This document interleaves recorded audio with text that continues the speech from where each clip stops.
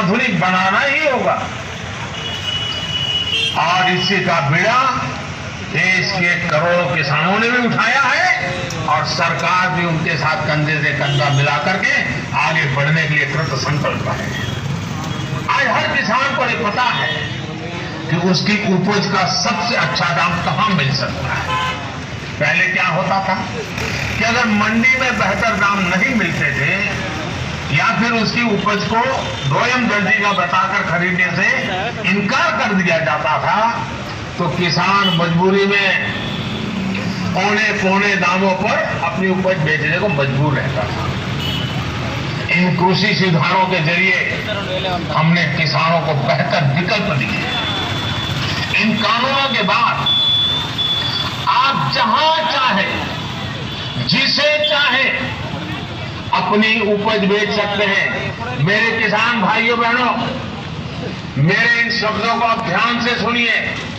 मैं फिर से कह रहा हूं कि आप अपनी फसल को जहां चाहे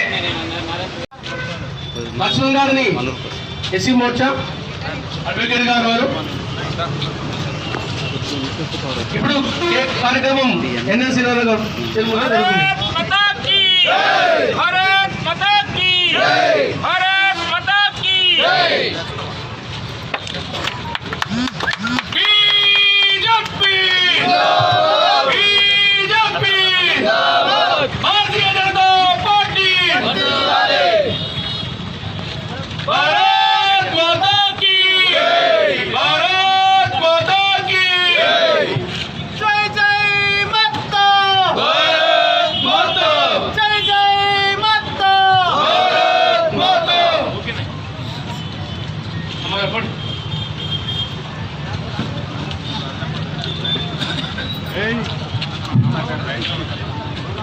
రైతులను ఉద్దేశించి ఈ కార్యక్రమం గురించి మన రాష్ట్ర ఉపాధ్యక్షులు ఎన్ఎం శ్రీనివాస్ రెడ్డి గారిని మాట్లాడాలని కోరుతున్నాము. దాంతోపాటు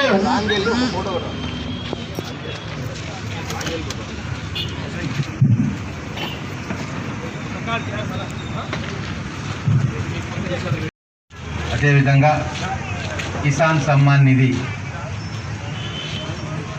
ప్రారంభ కార్యక్రమం మరియు మన ప్రియతమ నాయకులు భారతీయ జనతా పార్టీని స్థాపించి దాన్ని అధికారంలోకి తీసుకొచ్చి కోట్లాది మంది భారతీయుల గుండెల్లో నిలిచిన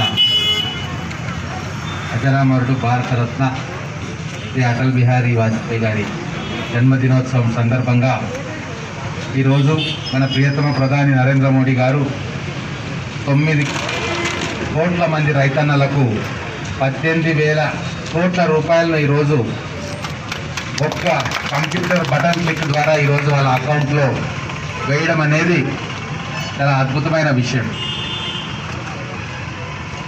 అలాగే ఏదైతే రైతన్నల కోసం వాళ్ళ మేలు కోసం 3 వ్యవసాయ చట్టాలు పార్లమెంట్లో చట్టం ద్వారా భారతదేశ రైతులకు కానుకగా ఇచ్చిండ్రు. వాటి మీద కొన్ని ప్రతిపక్షాలు ప్రజలను రైతులను తప్పుదారి పట్టించే కార్యక్రమం కేవలం రాజకీయ కారణాలతో చేస్తున్న మూలాన ప్రతి రైతు బిడ్డకు అవగాహన పెంచే విధంగా భారతీయ జనతా పార్టీ నాయకులు కార్యకర్తలు ఈ రోజు నుంచి కృషి చేయాలన్న సందర్భంగా ఈ కార్యక్రమాన్ని మనం ఏర్పాటు చేసుకున్నాం. ఈ కార్యక్రమానికి విచ్చేసిన పెద్దలు మాజీ జిల్లా అధ్యక్షులు సుబ్బారెడ్డి గారు, అలాగే నాగర్ కర్నూలులో గత ఎన్నికల్లో పోటీ చేసిన పెద్దలు దిలీపాచారి గారు, మొత్తం జిల్లా కార్యవర్గం, నాగర్ కర్నూలు పట్టణ కార్యవర్గం, సీనియర్ నాయకులు, సోదర సోదరీమణులు అందరికీ కూడా నమస్కారం. ఈ కార్యక్రమానికి విచ్చేసిన రైతులందరికీ కూడా హృదయపూర్వక నమస్కారం. అలాగే మీడియా మిత్రులకు ఈ కార్యక్రమాన్ని ప్రతి రైతు దగ్గరికి, ప్రతి యువకుడికి, ప్రతి ఇంటికి తీసుకెళ్లే బాధ్యత మన మీడియా మిత్రుల మీద ఉంది కాబట్టి వాళ్ళకు కూడా సవినయంగా నమస్కారాలు తెలియజేసుకుంటా ఉన్నాను. ఈరోజు నరేంద్ర మోడీ గారి మాటలు అంతకంటే ముందు మన నాయకులు, బీజేపీ నాయకులు కావచ్చు, వ్యవసాయ శాస్త్రవేత్తలు కావచ్చు, అలాగే చదువుకున్న ప్రతి ఒక్కరు కావచ్చు, ఈ రైతు వ్యవసాయ చట్టాల గురించి చాలా మందికి ఇప్పుడే ఒక అవగాహన వచ్చింది. టీవీలలో గత 20-25 రోజుల నుంచి ఏదైతే విపక్షాలు ప్రజలను, రైతులను తప్పుదారి పట్టిస్తున్నారో వాళ్ళందరికీ బుద్ధి చెప్పే విధంగా ఈరోజు మన ప్రధానమంత్రి గారు ఒక సందేశం జాతిని ఉద్దేశించి ఇచ్చినారు. ఈ సందేశం విన్న తర్వాత కూడా ఏ కొద్ది మందికి అయితే బుద్ధి మారలేదో వాళ్ళు కూడా బుద్ధి మార్చుకుంటారని చెప్పి నేను సవినయంగా ఆశిస్తా ఉన్నాను. ప్రజలు కూడా చాలా గమనిస్తూ ఉన్నారు. ఏ పార్టీలు అయితే వాళ్ళ మేనిఫెస్టోలో అగ్రికల్చర్ మార్కెట్ కమిటీ బయట కూడా రైతులు తమ వ్యవసాయ ఉత్పత్తులను అమ్ముకోవాలి అని చెప్పి మేనిఫెస్టోలో పెట్టినరో వాళ్ళే ఈరోజు ఈ వ్యవసాయ చట్టాన్ని వ్యతిరేకించడం అనేది ప్రజల చెవుల్లో పువ్వులు పెట్టే విధంగా వాళ్ళ రాజకీయం చేస్తూ ఉన్నారు. ఈరోజు ఎవరికైనా తెలుసు, గతంలో పెద్దలు కూడా చాలా మంది చెప్తా ఉన్నారు, సరుకు 10 మంది కొనే వాళ్ళు ఉంటే మన సరుకుకు గిరాకీ ఉంటుంది, డిమాండ్ ఉంటుంది. 10 మంది పండించి ఒక్కరే కొంటే ఆ సరుకు విలువ తగ్గిపోతుంది. ఇది మనందరికీ తెలుసు. అలాగే మనం పండించే మనం పండించే ధాన్యం, రైతులు పండించే ధాన్యానికి 10 మంది కొనేవాళ్ళు మన ఇంటి ముందుకు వస్తే దాని ధర పెరుగుతుందా తగ్గుతుందా మెడకాయ మీద తలకాయ ఉన్న ఎవరికైనా అర్థమవుతుంది. 5వ క్లాస్ పిల్లగాడికి కూడా ఈ మాట చెప్తే ఈ కాంగ్రెస్ పార్టీ, టీఆర్ఎస్ పార్టీ ఎంత స్వార్థ బుద్ధితోటి వ్యవసాయ చట్టాలను వ్యతిరేకిస్తున్నారో అర్థమవుతుంది. అందుకే సోదరులారా, ఎక్కువగా మాట్లాడా ఈ రోజు నుంచి కూడా మనము ఈ అవగాహన సదస్సులో మనకు వచ్చిన కరపత్రాలు కానీ, మన నాయకులు చెప్పిన విషయం కానీ, మన మోడీ గారు చెప్పిన విషయం కానీ, నాగర్ కర్నూలు నియోజకవర్గంలోని, నాగర్ కర్నూలు జిల్లాలోని ప్రతి ఊరికి, ప్రతి గడపకు, ప్రతి రైతు దగ్గరికి, పొలంలో పనిచేస్తున్న వాళ్ళ దగ్గర కూడా మనం వెళ్ళి తెలియని వాళ్ళందరికీ కూడా తెలియజెప్పాల్సిన బాధ్యత మన మీద ఉంది. మనం ఇదేదో కేవలం పార్టీ కోసం చేయట్లేదు, ఇది దేశం కోసం చేస్తా ఉన్నాం. దేశంలోని రైతుల బాగు కోసం వాళ్ళకి ఏమైనా అపోహలు కానీ, అనుమానాలు కానీ ఉంటే అవి సవినయంగా దూరం చేసుకునే ప్రయత్నం మనం చేయాలి. ఈరోజు ఇప్పుడు మనకు 60-70 కిలోమీటర్లు పోతే వేరే రాష్ట్రం వస్తుంది. ఒకవేళ ఆ రాష్ట్రంలో ఇట్లా డిమాండ్ వస్తే ఏ టోల్ గేట్ లేకుండా, ఎక్కడ పన్ను కట్టకుండా చక్కగా నాగర్ కర్నూలు రైతులు బండ్లలో లోడ్ చేసుకొని మన ధాన్యాన్ని తీసుకుపోయి కర్నూలులో అమ్ముకోవచ్చు. అలాగే కర్నూలులో ఉన్న రైతులు కూడా ఇక్కడ వాళ్ళ పంటకు అధిక ధర వస్తే ఖచ్చితంగా ఇక్కడికి వచ్చి చేస్తారు. భారతదేశంలోని ప్రతి రైతు కాశ్మీర్ నుంచి కన్యాకుమారి దాకా ఎక్కడ వాళ్ళ ధాన్యానికి కానీ, వాళ్ళ సరుకుకు కానీ, పండించిన కూరగాయలకు కానీ ఎక్కడ ఎక్కువ ధర వస్తే అక్కడ అమ్ముకునే స్వేచ్ఛ, వెసులుబాటు ఈ చట్టాల ద్వారా మనం ఇస్తా ఉన్నాం. ఇది ఒక అద్భుతమైన చట్టం. ఇంత అద్భుతమైన చట్టాన్ని కూడా ప్రజలకు, విపక్షాలు అయోమయానికి గురి చేసే ప్రయత్నం చేస్తూ ఉంది. కాబట్టి దీన్ని మనం అందరం కూడా తిప్పికొట్టాలి. ప్రభుత్వం చేస్తున్న మేలు ఈరోజు అన్ని రకాలుగా రైతులకు సాయం చేస్తూ ఉంది. మనం రైతు బంధు చూసినాం. పెద్ద రైతులకు చాలా పెద్ద అమౌంట్ ఓట్ల కోసం ఈరోజు టీఆర్ఎస్ ప్రభుత్వం వేసింది. దాన్ని కాదనట్లేదు, ఏ రైతుకైనా ఇవ్వాల్సిందే. కానీ చిన్న చిన్న రైతులకు ప్రధానమంత్రి గారు ఈరోజు సాయిల్ టెస్ట్ల పేరు మీద, మద్దతు ధర రూపేణా ఎన్నో రకాలుగా, గిడ్డంగుల నిర్మాణం పేరు మీద, అగ్రికల్చర్ మార్కెట్ లో ఉన్న దళారీ వ్యవస్థను పక్కకు తప్పే విధంగా ఇన్ని రకాలుగా ఈరోజు రైతుల కోసం నరేంద్ర మోడీ గారు పాటుపడతా ఉన్నారు. స్పష్టంగా చరిత్రలో ఎప్పుడు లేని విధంగా ఈరోజు ఎంఎస్పి 1.5 రెట్లు ఈ 6 సంవత్సరాల్లో రైతులకు ఇవ్వడం అనేది భారతదేశ చరిత్రలో ఎప్పుడు కూడా జరగలేదు.